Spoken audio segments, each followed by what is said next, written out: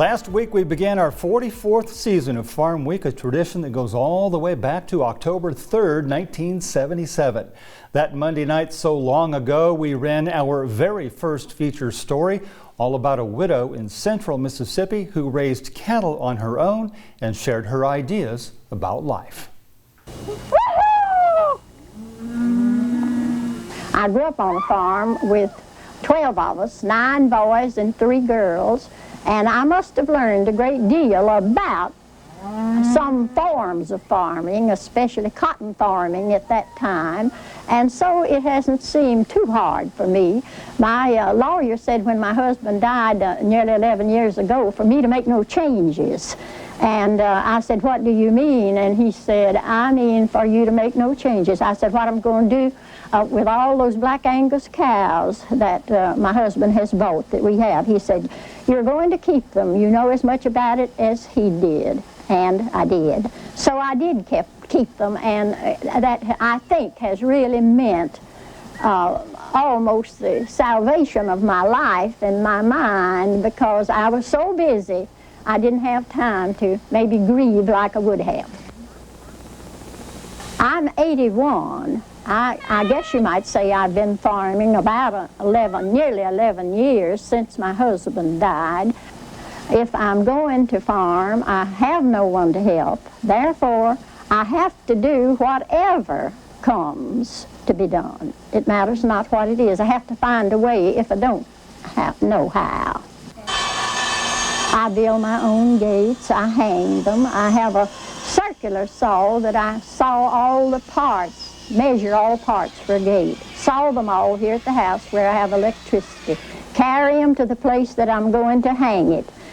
Build the gate and then hang it by way of lifts, maybe tubs, or concrete blocks or whatever, till I have nailed the hinges on and hang it. My husband had all of the fencing done before he died, but there's always breaks of one kind and another, and I repair. I have a stretcher, and usually I don't have to use a stretcher. I use 2 hammers most times to repair. I have black Angus cattle, purebred, registered. I usually keep 100 head of cattle, but I've recently sold 67 head because they haven't been worth too much, and all of the years until last year I've had to pay income tax on what I've made on my cattle, because I'd sell some of them for breeding purposes and others to buyers whom I know, and so I have done that. But I felt that maybe I better just kind of cut down. I have only 36 now, and I'm just keeping those to kind of see whether the price goes up or whether they don't.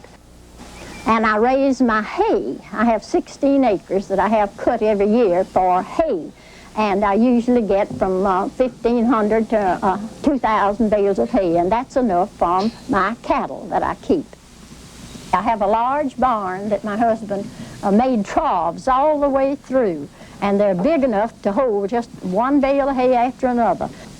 I have the hay stacked back of the troughs, and I just lift those 65 and 70-pound bales over into that trough one by one until I have enough to feed as many cows as I have. I raise a garden. I would guess it's at least 1/5 of an acre, and sometimes when I'm working it, I'm sure it's a 1/2 acre.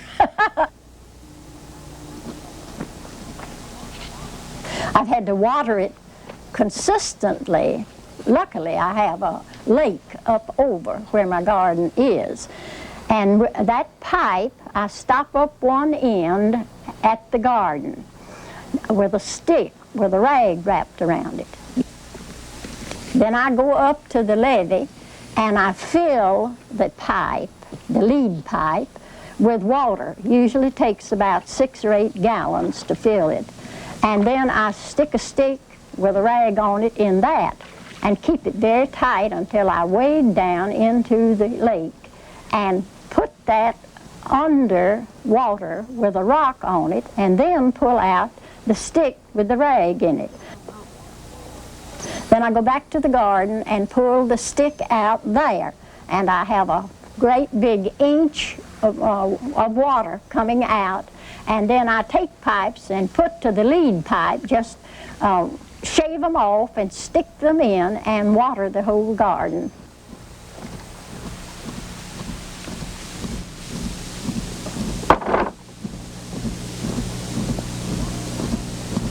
Whatever you have to do, you have to do if you have a farm. If you don't know how to do it, you have to learn.